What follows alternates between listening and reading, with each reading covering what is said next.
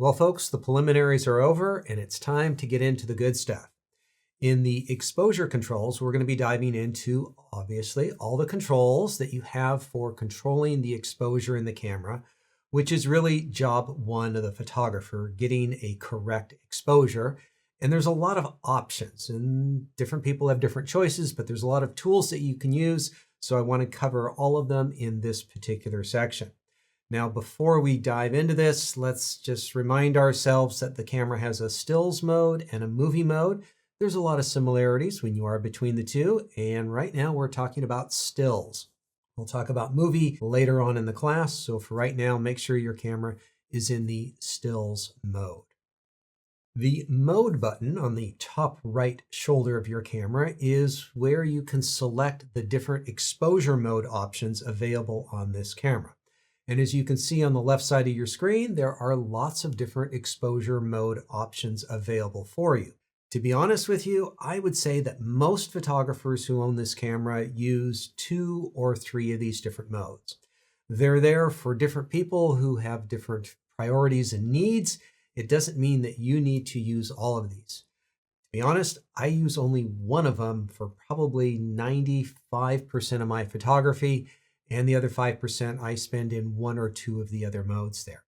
So it's good to know what they do, figure out the ones that you like to use, and then really use those to the best of your ability. So the way this is going to work is you're going to press the mode button down, and then you're going to turn the quick control dial 2, which is that dial around the mode button, to select the different modes. But you can also use the main dial, and you can also use the back dial, officially known as the quick control dial number 1.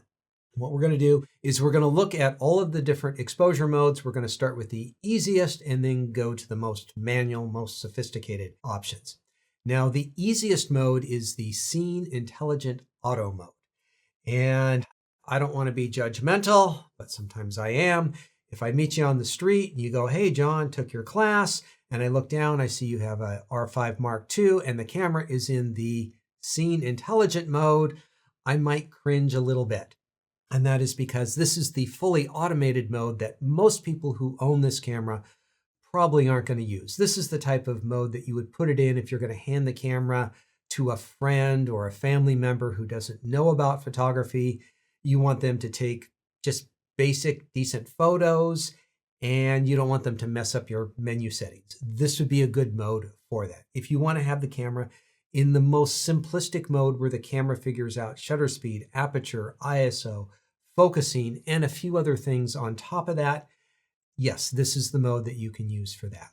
Now, one of the things about this is that it does have a limited menu in it so that you can't get to all of the fun, good customization. You can get to a few things, just not everything.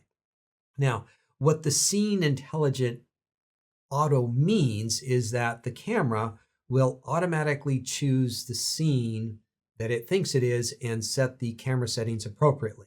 So if it thinks that it is a backlit scene, it's going to adjust the exposure for that backlit situation.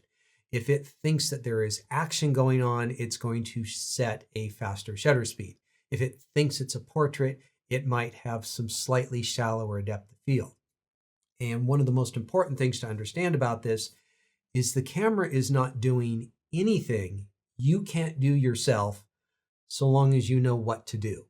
And so as soon as you become educated as a photographer, this is not a shortcut to getting great photos. This is just good for taking basic photos.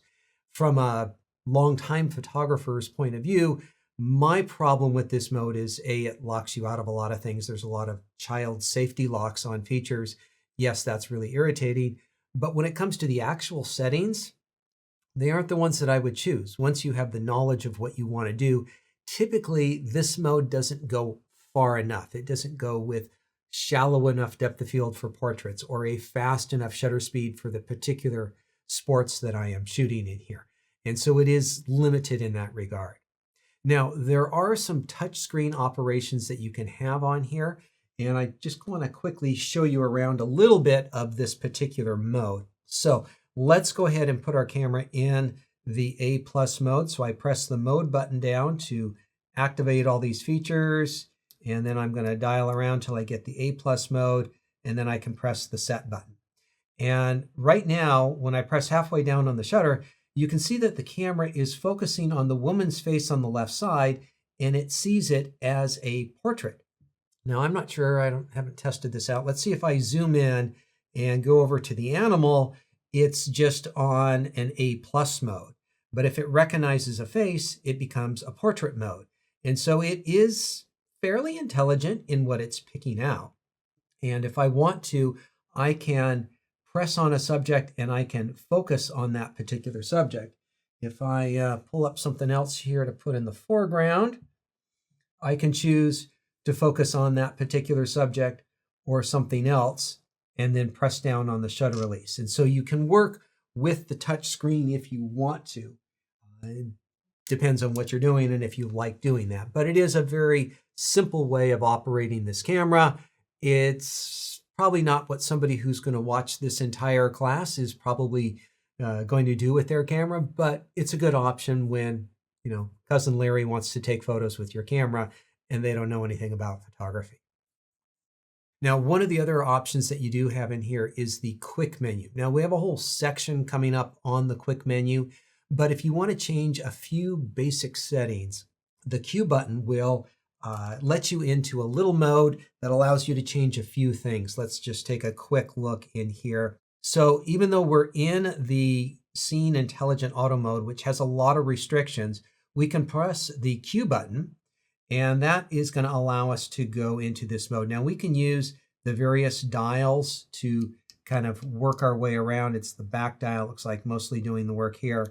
But we can change some of the settings in here. So we can change our file types, which we've already talked about. Go back and press the Q button here. We can change our movie recording. Yes, we can just hit the movie recording button on the top of the camera, that red button, and start recording movies. And this is controlling what settings we have for that. And what else do we have in here? We have a cropping option. Normally we want to shoot with the full width and height of our sensor, so we'll leave it at 4, but we could, if we wanted to, go into a cropping mode of different aspect ratios or a zoom of 1.6. Most of the time you're not going to want to do that because you're not going to be using all the pixels on the sensor and you're going to get a lower resolution image. So there are some special cases where it's handy to have that, but not something you generally do most of the time. All right, the program mode is going to set shutter speeds, apertures, and nothing else. And so it's just taking care of a few of the basic things when you're shooting photos. Now, when you look through the viewfinder, which is normally how you would hold the camera to compose rather than the back screen, that's why I'll show you the viewfinder in there. It's going to show you the shutter speed and the aperture in the bottom left corner just below the image area. And so you can always have a check of what the shutter speed and aperture is, two very important numbers.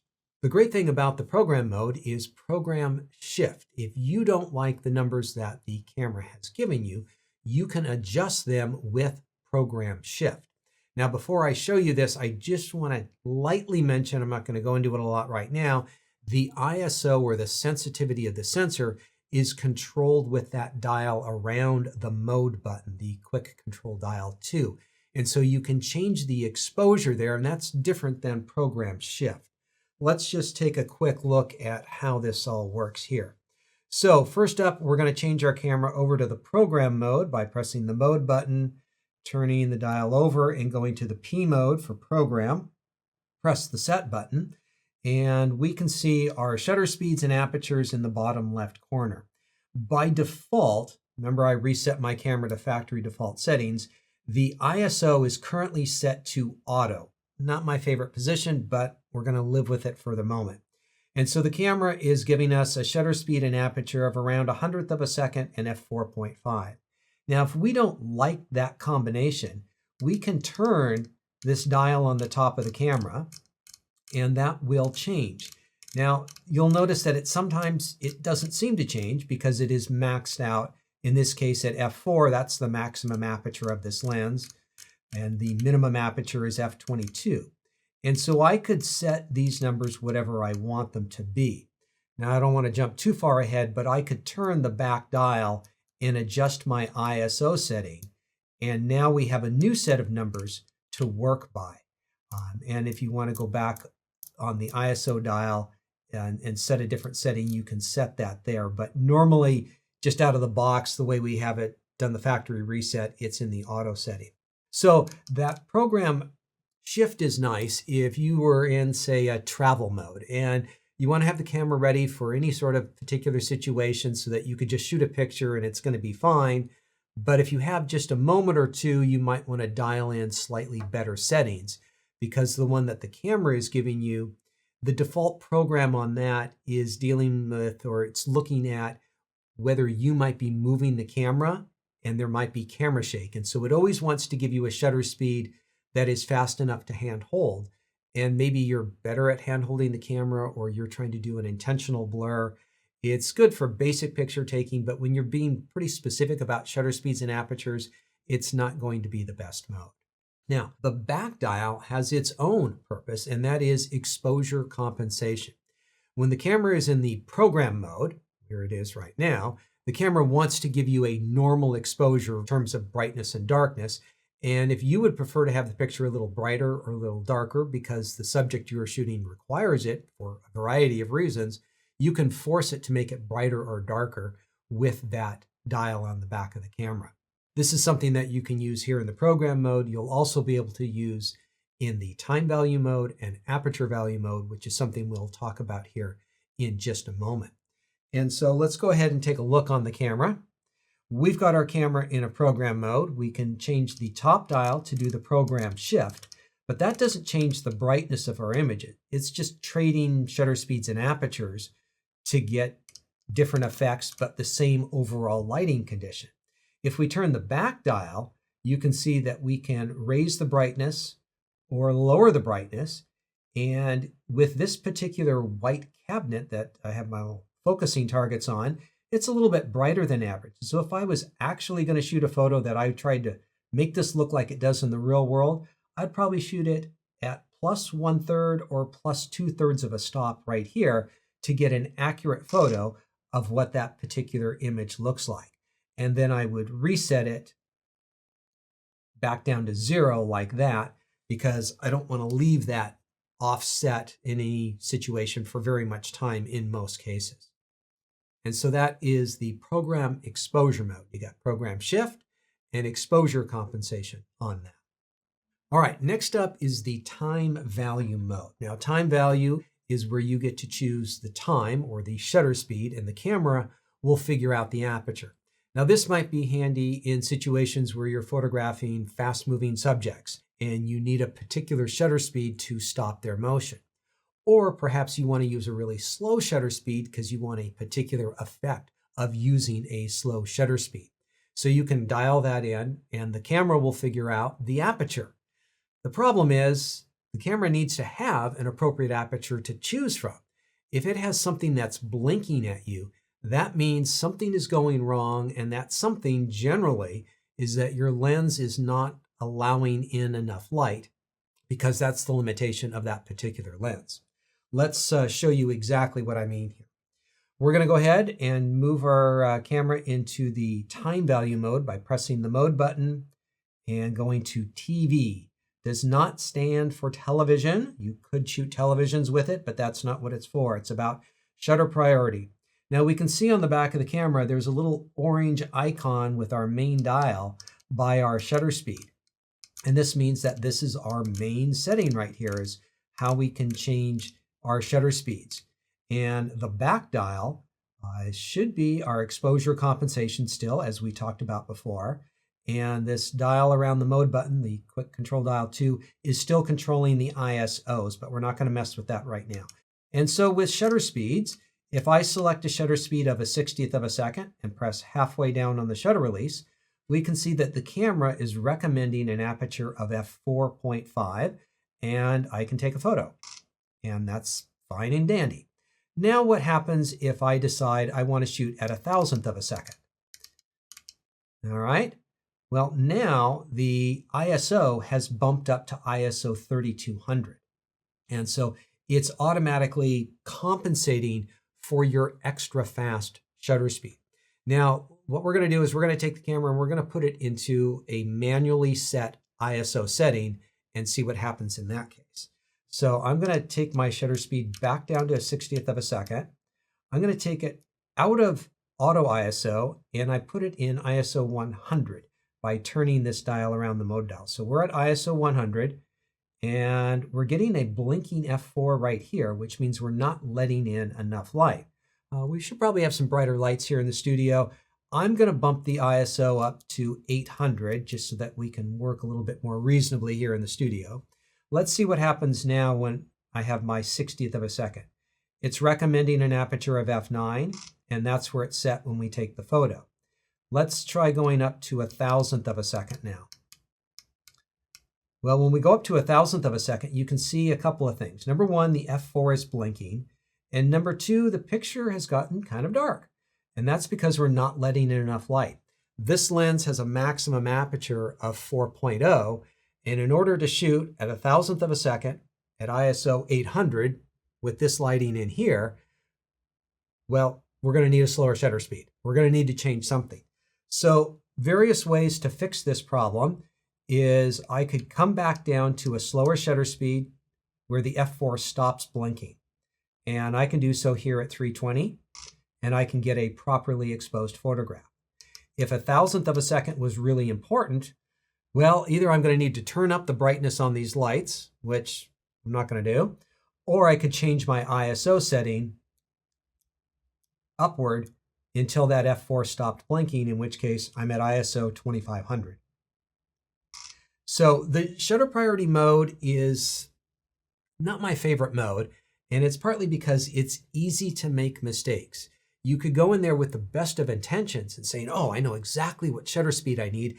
I'm going to set it to the shutter priority mode, TV, set my shutter speed, and everything's going to be fine. No, you're not quite done yet. You need to make sure that it's properly exposed by having the proper ISO in there as well. And so it's an easy to mistake mode. So I think it's something that you can use, but you need to be careful with it. One option is using the time value mode with auto ISO. Not my favorite because ISO starts bumping around all the time, but at least it's going to give you a even exposure. And so it's one thing to play with for people who do want to use the time value mode. All right, next up, the non-identical twin to time value is the aperture value mode. Of course, here you get to choose the aperture. You could choose a small aperture like f22 for great depth of field for landscape type shots, or you could choose a very shallow depth of field like 1.4 to have your subject in focus and the background well out of focus. And so aperture value works pretty good, but it also has the same problem as the time value mode in where you may not have the correct shutter speed. But that is actually much more unlikely in this mode. And that's because on most lenses, there's usually about 7, 8, or 9 apertures that are available. And it's pretty limited by the physical size of the lens. With shutter speeds, there's lots of shutter speeds that are available. It's just double the time and half the time, and they can go to very fast shutter speeds and very slow ones. And so there's lots more to choose from. So aperture value is a much safer mode. All right, let's change our cameras over to the aperture value mode. Pressing the mode button, turning the dial. We are going to be in the aperture value mode. You can see down at the bottom, the dial, orange dial is by 5.6. And so we are changing our apertures with the main dial on the camera. If we go to f22, and I'm going to reset my ISO quickly to ISO 800 here in the studio. It seems to work pretty good. Right now, we've got a 1/10 of a second at f22. And I can take a photo, and that's fine. I can't go any lower than f22. Let me turn the top dial right direction here. Maximum aperture is f4. That gets us to 2/50th of a second. I can shoot a photo there. And so wherever I turn the top dial, there's always an available shutter speed, at least here with the lighting that I'm currently in. In most lighting situations, you'll never have a conflict in the aperture value mode. You're going to have a shutter speed that works with the aperture you've chosen and the light you're in. It's possible to go outside of this range in some extremely dark or extremely bright scenarios, but it's highly unlikely. And so aperture value is my favorite of the semi-automated modes because it's pretty foolproof. You select an aperture, keep an eye on the shutter speed to make sure it's appropriate for your hand holding of the camera and your subject, and you're going to be good to go on getting a decent exposure. Not too many conflicts that you would encounter in that case. Next up, my favorite mode is manual. The main dial does the shutter speeds, the back dial does the apertures, and I like the manual mode for a couple of reasons. Number one, it's consistent once you have it set. All of your exposures are going to be the same if you have the same shutter speeds and apertures and ISO set. And so if you want to vary the composition and shoot at different angles with different lenses and different focal lengths, they're all going to have the same look and same feel to it. I also like manual exposure in tricky lighting situations, areas where there might be small areas of great brightness and large areas of darkness or vice versa, or anything that's just kind of tricky for the light metering to figure out. I can take a few test photos in manual exposure, get my numbers set exactly where I want them, and then proceed on with focusing and composition and everything else, and I get the exposure behind me, knowing that it is all right and done. So when you are looking through the viewfinder, on most Canon cameras, and on most cameras in particular, at the bottom of the frame, right in the middle, is your exposure indicator. And that is not the case with this particular camera. On this camera, the exposure indicator is over on the right-hand side of the frame. Now, this is kind of new to this series. This is something that Canon has used in their professional series of cameras, and this allows them to have an exposure indicator as well as an exposure compensation visible at the same time. In a lot of lower-end cameras, those kind of share the space, and either it's exposure compensation or it's your exposure indicator, and it kind of goes back and forth depending on the mode. But now you get to have separate ones, and some people, kind of like myself, don't always like that, and there's some modifications that you can make to that, as I will explain as we go along the way here. So if you want to, you can go into the menu system in the still shooting menu on page 9 of 9, the vertical exposure level, and you can turn it off if you don't like it. And that way the bottom exposure compensation will become your exposure indicator and work like a lot of the other Canon cameras and other brands of cameras as well. And it's possible you might not like this vertical exposure indicator because it is on the frame of what you're actually shooting. And I always dislike things that are on top of the composition because I want to see my subject and the composition very clearly. And so I think there are reasons why you might want to take it out, but there's also reasons to keep it. That's a personal choice of yours. Now, of course, when you're in here, you're going to be seeing the exposure on this visual graph. It is marked in third stops. So we'll go in 1/3, 2/3 to a full stop. And so it might be a stop or stop and a third over or underexposed, and you will see that on this indicator. If it is way off to the side, you're going to get an arrow that indicates that you are more than 3 stops over or underexposed.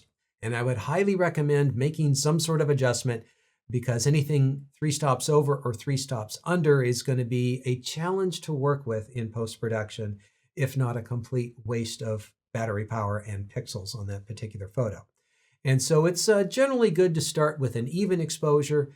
And then as with my white prop box, you might need to make a little adjustment depending on how bright or how dark your subject is or what you want it to look like in a particular photograph. So let's go ahead and do a manual exposure here. All right, we're going to move our camera into the manual mode. Get that set in here.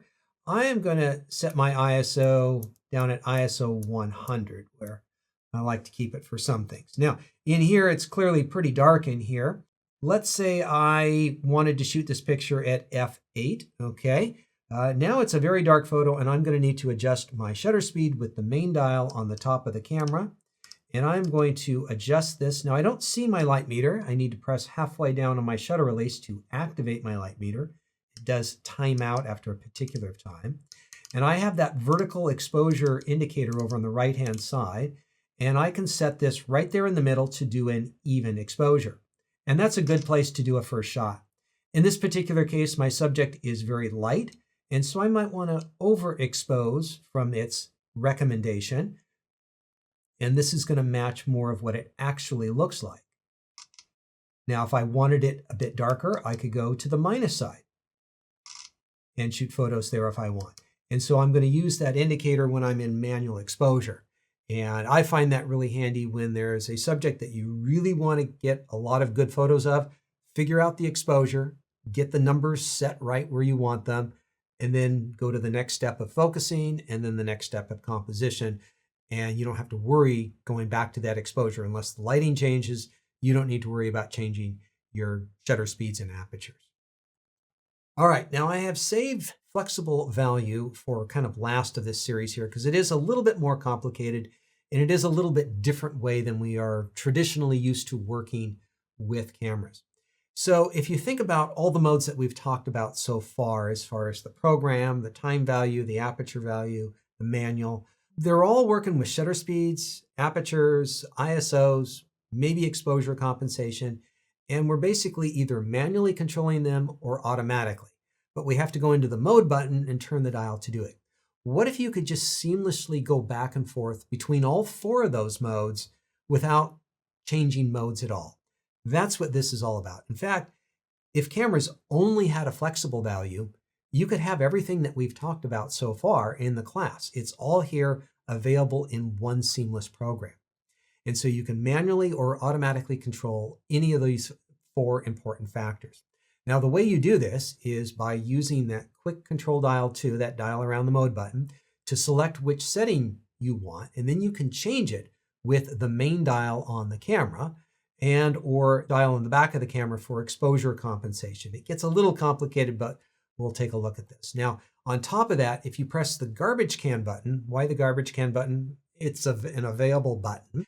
It can take that feature and automatically put it into an auto mode, or you can hold it and put everything into an auto mode. And anything that's auto is underlined.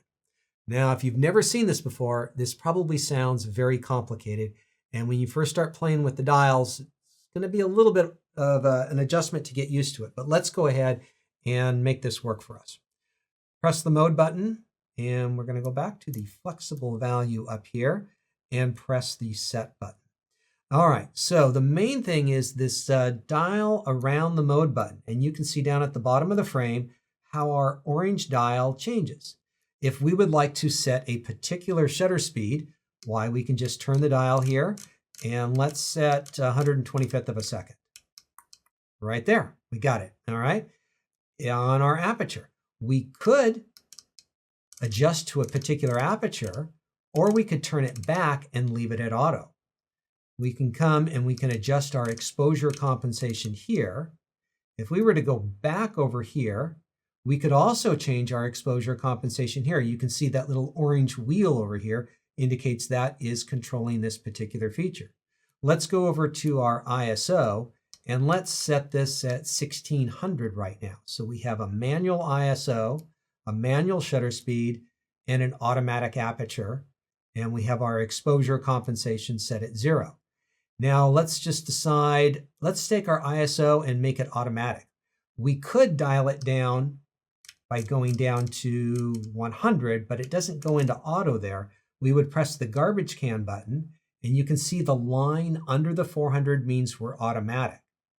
Now, as you recall, we're still in manual shutter speed. If we wanted everything to be automatic, we would press and hold the garbage can button for probably about a second and a half, and it throws everything back into full automatic. So this is kind of like the program mode with auto ISO. We want to go back and change our shutter speeds. We can change our shutter speeds. You can change your apertures, exposure compensation, and we can adjust our ISO here. And so once you get pretty good at this, you can click back and forth and turn things auto and manual on all of these. And you don't need manual, aperture priority, time value, or program. You've got it all in one particular mode. There's a lot of people who haven't really got used to this mode, but if you find yourself switching between time value, aperture value, and manual and program, this might be a better way to go.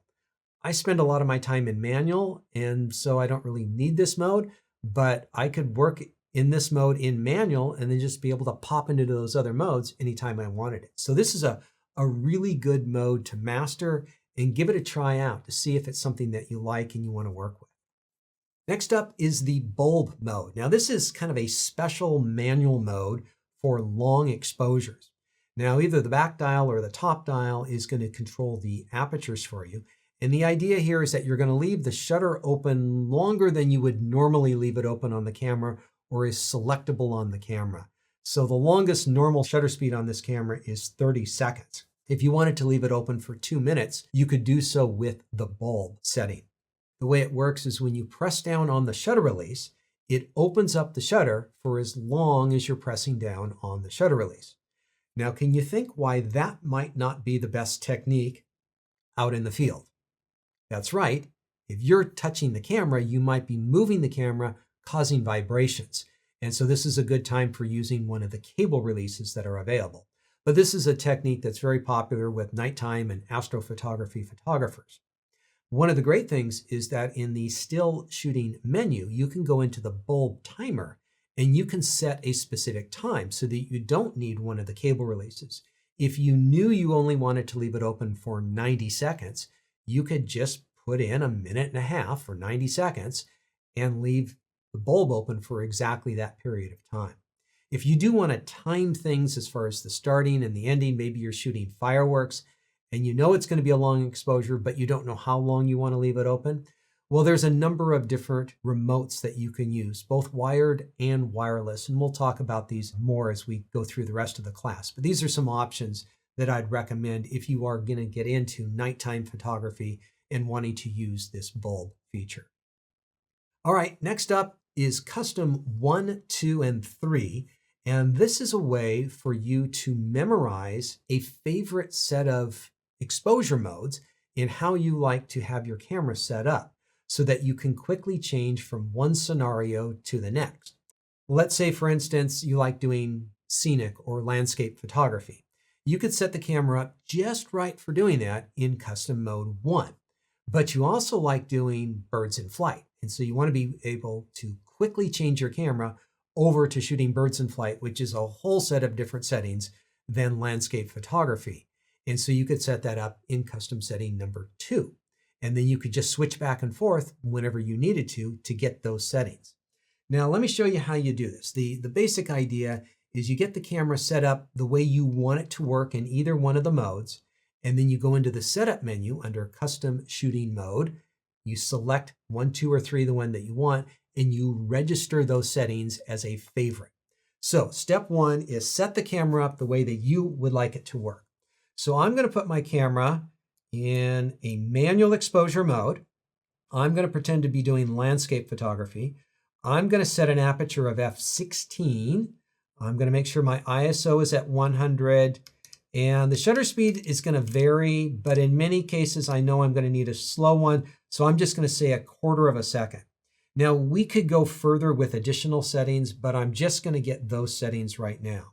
So what I'm going to do is I'm going to dive into the menu, and I'm going to use this mode dial button, the quick control 2, to dial over to the wrench setting, which is the setup menu. And I need to go to the custom shooting mode, which is on page 5.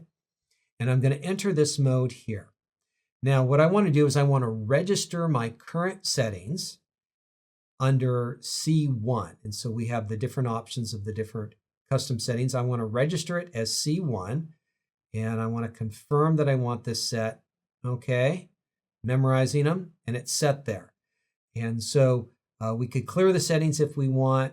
We also have an auto update settings. And so this gets a little complicated, but imagine I put the camera into C1 and I'm shooting my landscapes and I think, I don't want F16, I want F11 for this shot.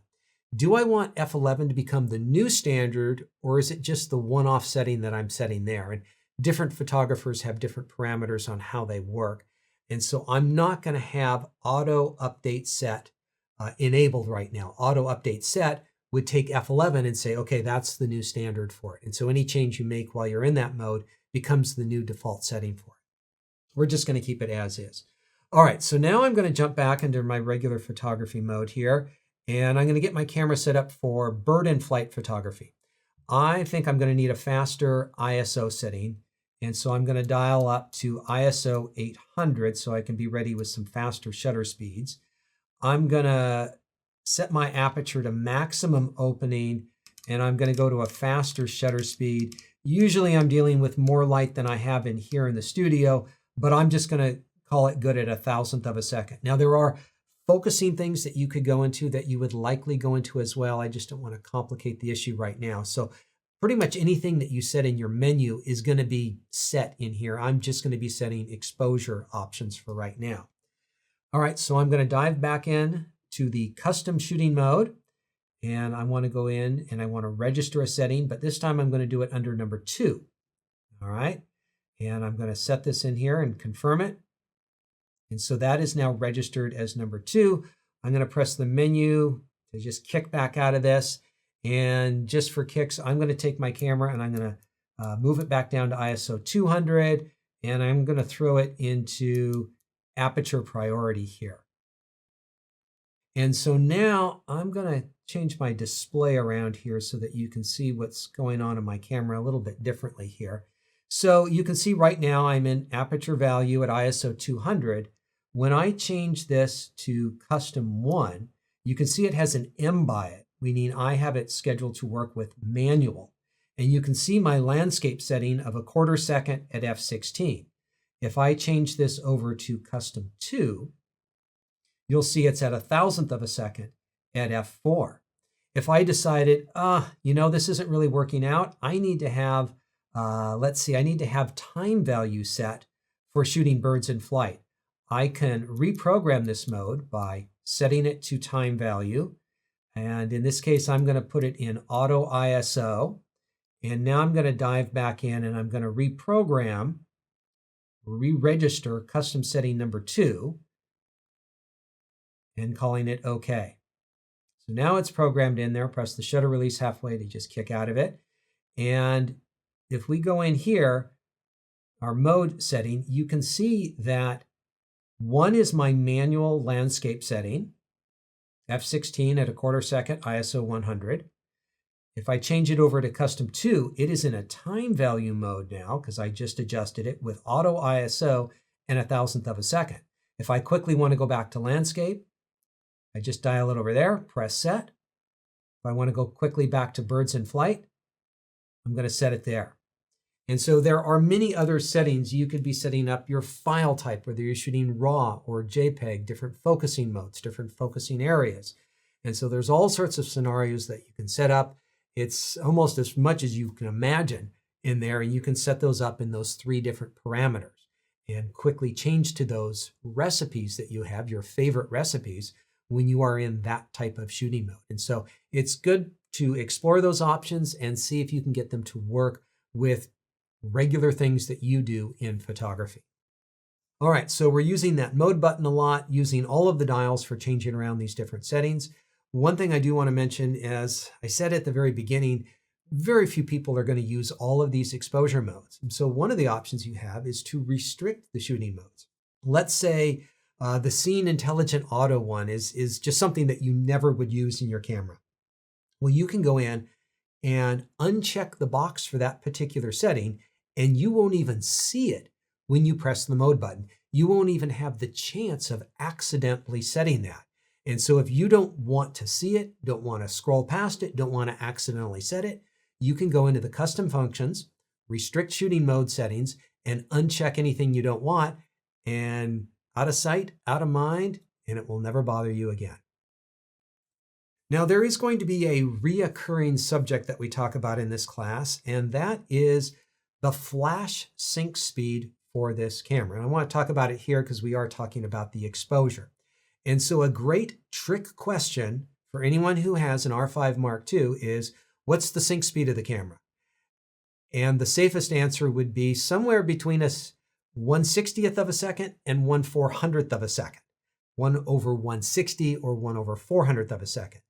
And it depends a little bit on what mode you are in, whether it's the mechanical shutter, the electronic first curtain shutter, or the electronic shutter, as well as some other variables. And so there is also the option of shooting the camera in the crop frame mode, 1.6, and you can get a little bit faster shutter speed. And I thought that I would visually lay it out here so that you can see what's going on with the sync speed, the speed in which you can use flash photography, the maximum speed that you can use with a flash system. And so with the electronic first curtain shutter, you do get a little bit faster sync speed than you do with the other modes on the camera. The electronic shutter varies a little bit from the electronic first curtain shutter. We're not going to get into the technicalities of why this is so, but it is so. And so what is the sync speed? Well, 1/60th is a safe one because that works there for all of the different shutter available options.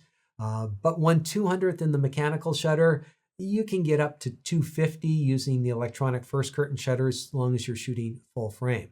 Now you can get a little bit faster with the electronic first curtain shutter and the electronic shutter by doing something called sync speed priority.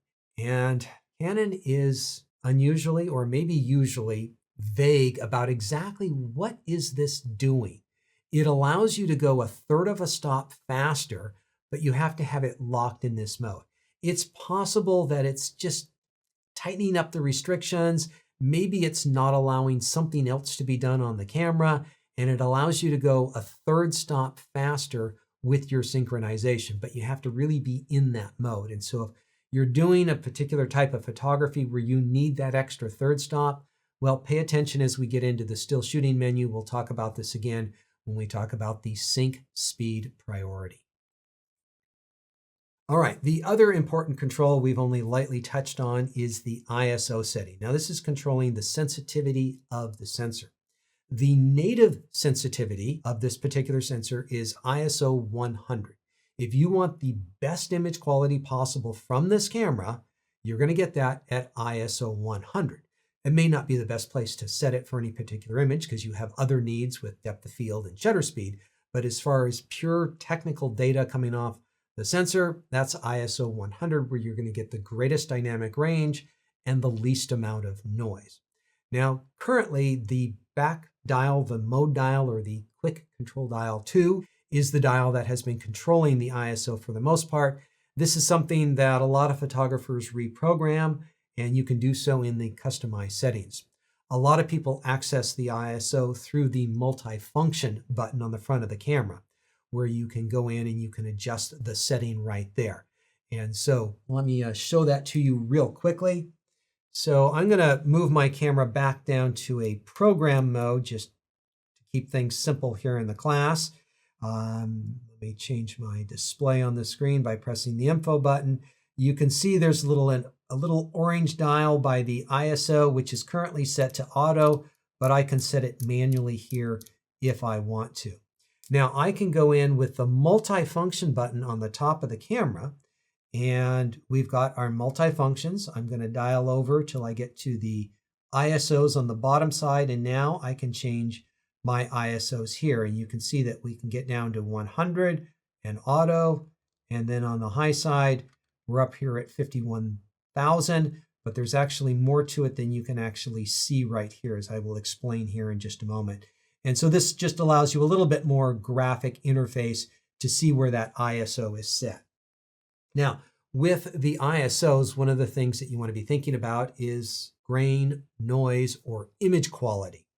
So with ISO 100, we're getting the best image quality, best dynamic range, least amount of noise. The camera does have a low setting of 50. You have to enable it and turn it on to allow yourself to get there, which is why I could not get there just a moment ago. The problem with going down to 50 is you're going to have about one stop less of dynamic range. Sometimes you need ISO 50 for some special types of photography. Don't normally use it, don't normally need it, so ISO 100 and go up from there. Now, if you just don't have a great view of your screen right now, I can tell you everything 100 through 1600 is looking pretty darn clean, does not have a lot of noise.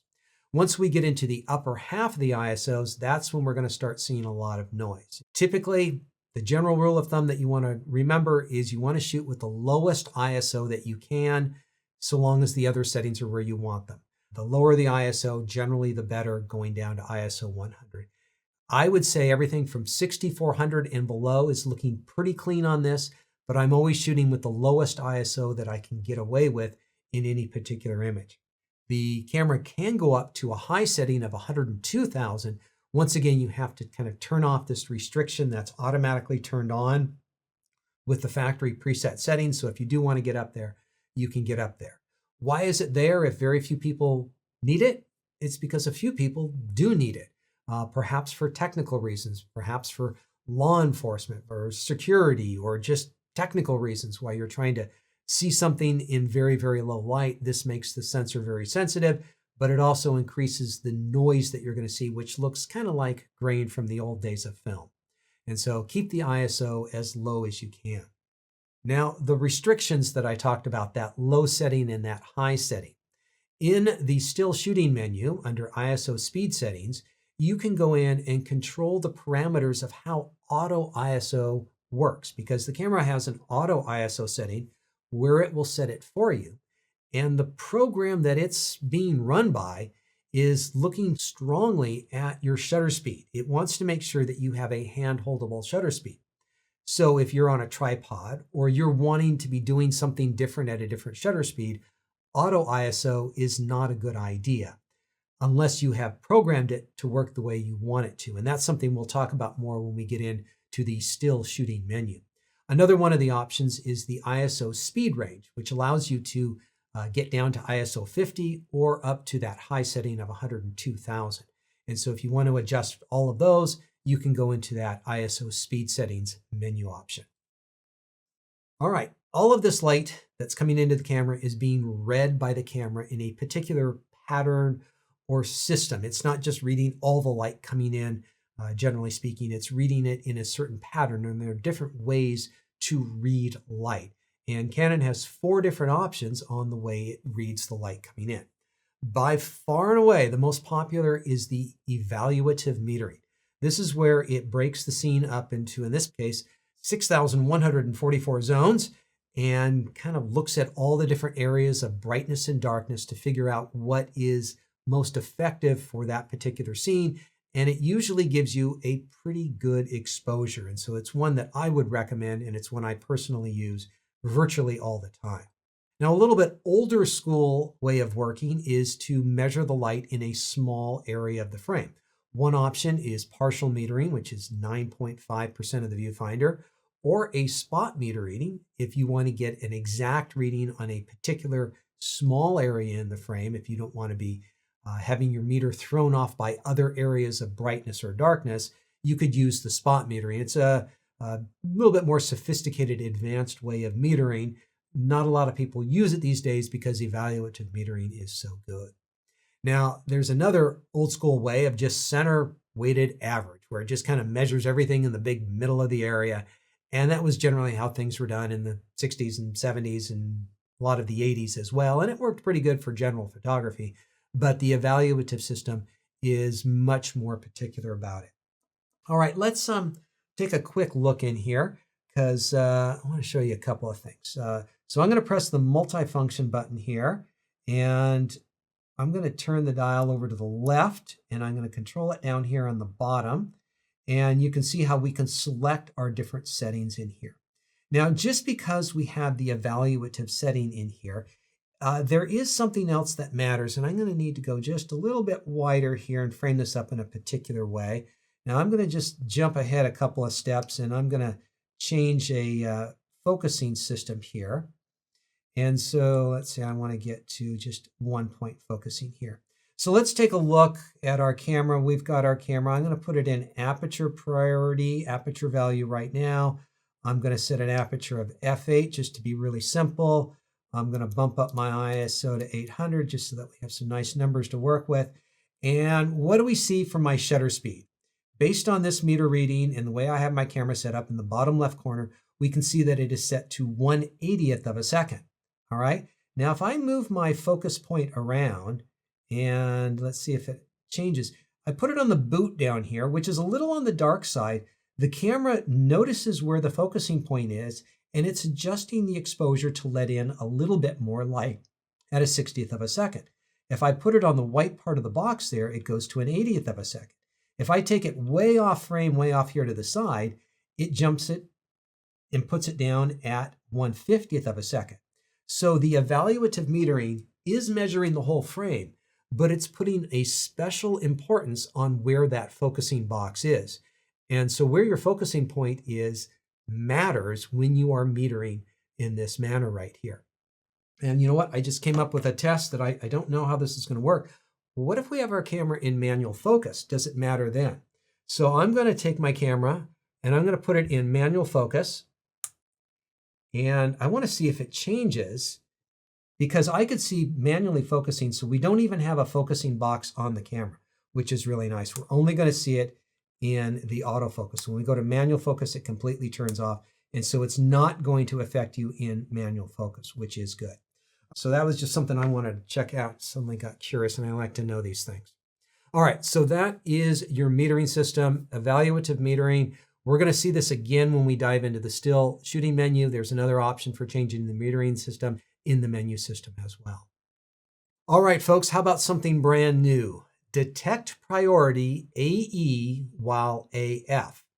What this means is that when the camera is looking for particular subjects, we'll talk about that in the focus section, and it recognizes that, hey, this is a subject, this is an animal, this is a human, this is a vehicle. Do you want it to meter for that particular subject? So now we need to have evaluative metering on, and we're going to need to have a feature that we haven't talked about yet called subject to detect on, where it's detecting subjects. And it sees a subject, is it going to meter for it? Kind of the way we were just metering for subjects that we were focusing on. And I don't know that I've tested this out in every imaginable scenario.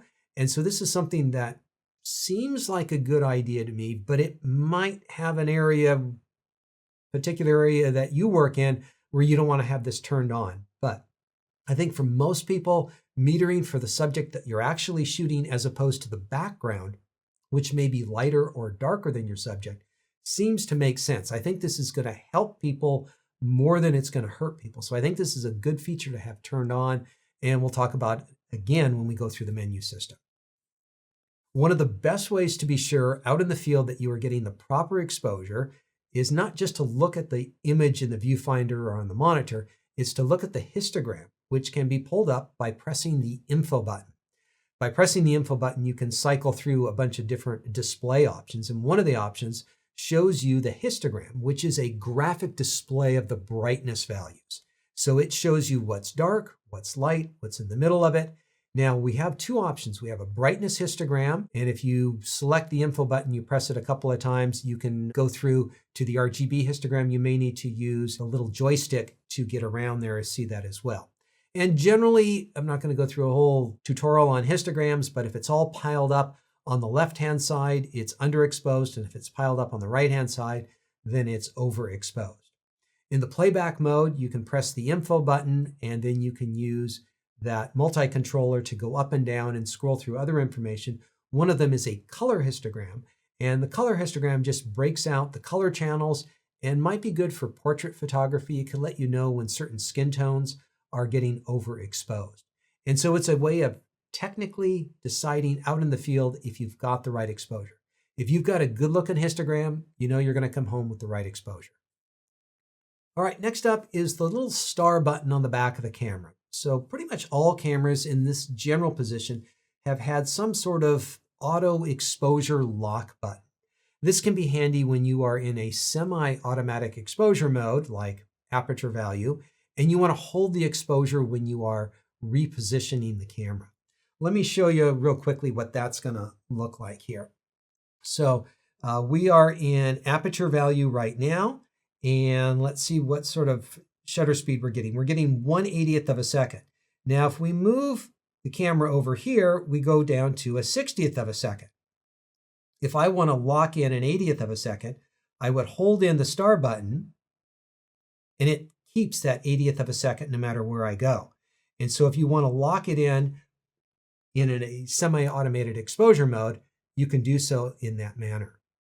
Now, manually, if you are in a manual exposure mode, this has an interesting second duty that it does in here, this star button. If you have set a manual even exposure on the camera, and you would like to see how much exposure difference there is in another part of the frame, by holding this button in as you move the camera around, you will see a second indicator showing you how much difference the original exposure is from the new exposure. And so this is kind of a second hidden feature that now only those who read the fine print of the menu system will see in there.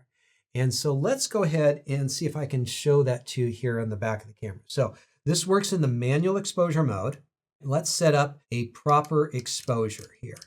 I'm going to get the exposure indicator. I'm just going to put it right there at the middle. You can see on the right-hand side, we're straight in the middle there. All right, so if I press in this exposure lock button, which doesn't do anything in the manual mode because I'm in the manual mode, there's nothing to lock, but now it's going to show us the exposure difference. And so as I move it over here, you can see way over here on the backdrop of our studio, it's about a stop and a third darker than the prop box. And if I bring it over here, we can see that it's about 2/3 of a stop darker. So we can just get a check for what that other exposure is. And so we have to press that button in and we can see it right there like that. And so it's just kind of a handy feature to have if you want to just quickly check what's the exposure difference between this and that in the frame. All right, next up is exposure bracketing. And this is a way to shoot a series of photos very quickly at different exposures. Yes, you could set the camera up manually and adjust your shutter speed or aperture or ISO and go through the photos doing that, but there's a lot of dial turning and button pressing when you do it. If you want to do it automatically much quicker, well, exposure bracketing is a great way of doing it. Back in the days of film, it was a way of really making sure you came home with the right exposure. But there are other reasons that you might want to bracket. You might want to do HDR photography where you need multiple series of an image at different brightness levels and then combine those into a single image. And so you can either be doing this to create a special image or just to make sure that you get the right image. Now, this is going to work best in the automated programs, but it can work in manual as well. My preference is to use it in aperture value. Now, there's a number of custom functions that you can go in and tweak exactly the way this works. The first option is how many images do you want to shoot? Traditionally, people shot with 3. Now people shoot often with more. I like shooting with 5, but if you're shooting with HDR, you might want to shoot with 7 images. So it depends on your workflow and what's important to you.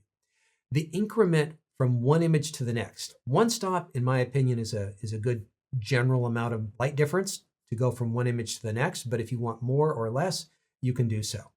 And you can also use this with exposure compensation, so you can make the whole series brighter or darker. And finally, you can change the sequence. The normal sequence that cameras shoot these brackets in are a little strange. They shoot the normal exposure, then I think they go to dark, and then they go to light, and then they go to the next dark, and then the next light. And a lot of photographers who look at thumbnails on large screens would prefer to see things dark to light, dark to light. So when you shoot a series of brackets, it's really distinct where one began and one ended. And so this is a good technique for architectural photographers, real estate photographers, landscape photographers. So let's go ahead and set our camera up for a bracket series. As I say, I prefer to have my camera in a aperture value mode in this case because I want my aperture to remain the same and it's the shutter speed that's going to be different. So I'm going to dive into the menu system and I'm going to need to come over to my stills menu and I want auto exposure bracketing up here. Now I haven't gone in to set up any of the unusual other settings. This is exposure compensation here. With the main dial, I'm going to do exposure bracketing. And just so that it's really clear, I'm going to do 2 stops. So we're going to shoot a normal 2 stops under and a 2 stops over. So I'm going to press the set button here. And you can see the 3 marks on the exposure compensation in that red box that says, yes, we're going to be shooting 3 photos. And in fact, you can see the 3 notches down there by the exposure indicator. So we're going to go ahead and let's shoot the first one. Actually, it's set in the high-speed mode, so I think it went through all 3 of them very quickly there. And so we can see our normal exposure. Let me pull up some information here. We can see our -2 exposure and our +2 exposure. And the camera is inherently in its fast-speed motor drive, which I normally wouldn't have, but I do like having the continuous mode while I'm doing this because it shoots through the whole series of photos as quickly as possible because Ideally, you want those images as similar as possible, and if the light's changing, you don't want them 5 minutes apart where the shadow is moved a little bit. And so in this case, it shoots them as quickly as possible. Now, I want to make sure that I have turned this off, so I'm going to go back into exposure compensation, and I can move the whole thing back and forth from side to side if I want to, but I want to turn it all off by setting it back to just one little notch there under the 0, and that feature is essentially turned off.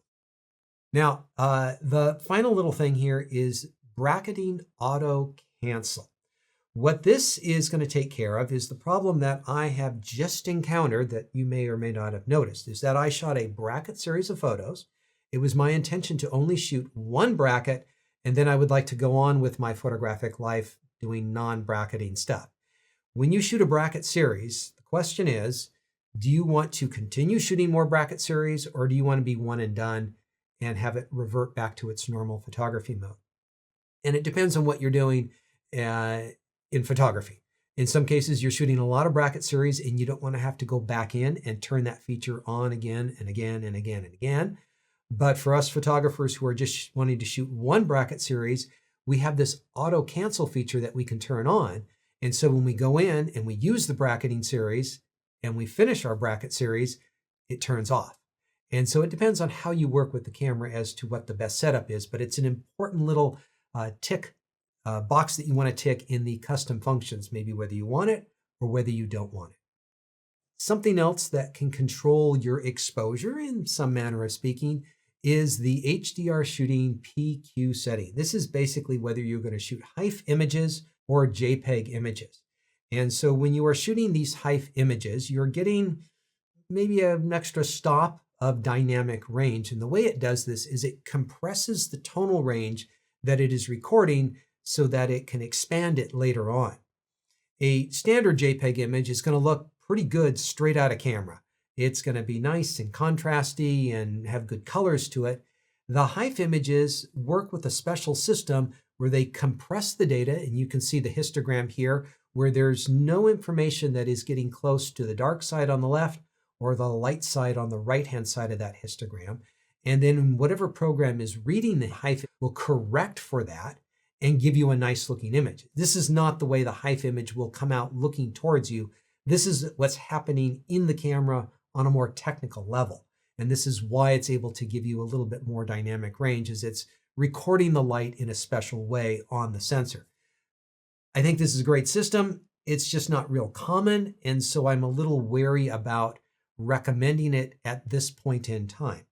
Next year, 5 years down the road, maybe everyone is using this and JPEGs are gone the way of the dodo bird.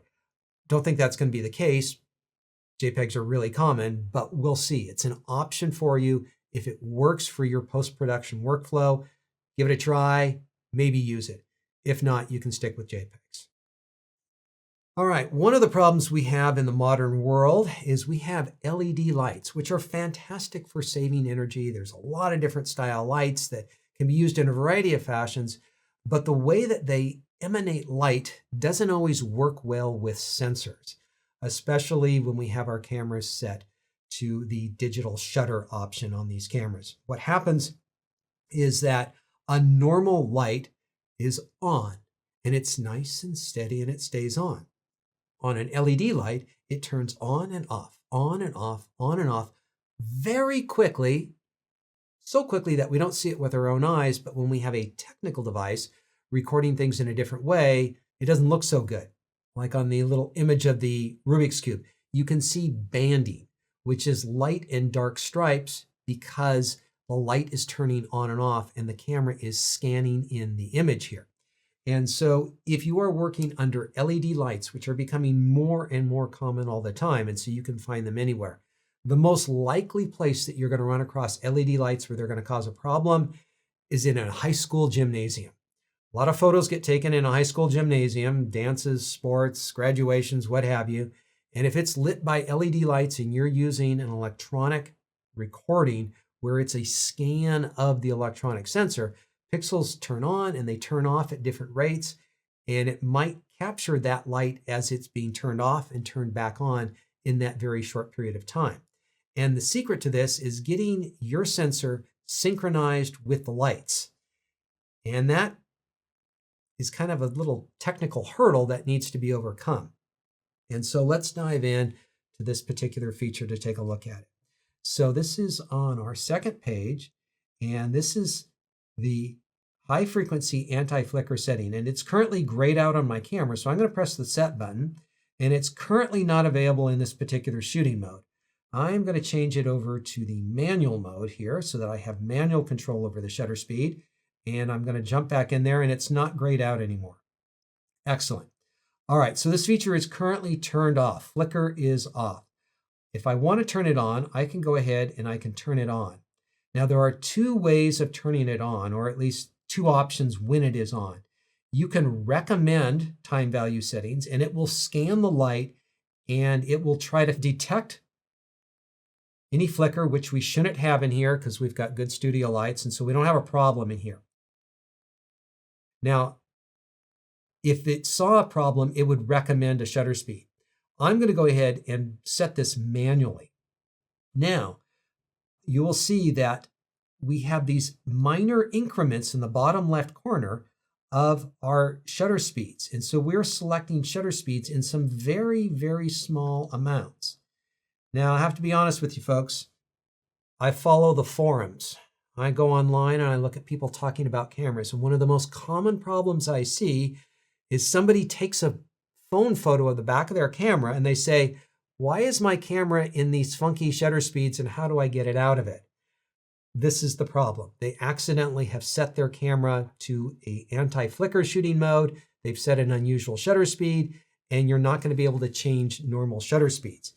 As you can see on the back of my camera now, I'm at 1/299th.5 of a second. And if I try to change this around, I really don't have a lot of range that I can go to. And it's very slow to change between them. And there's going to be a place where it maxes out.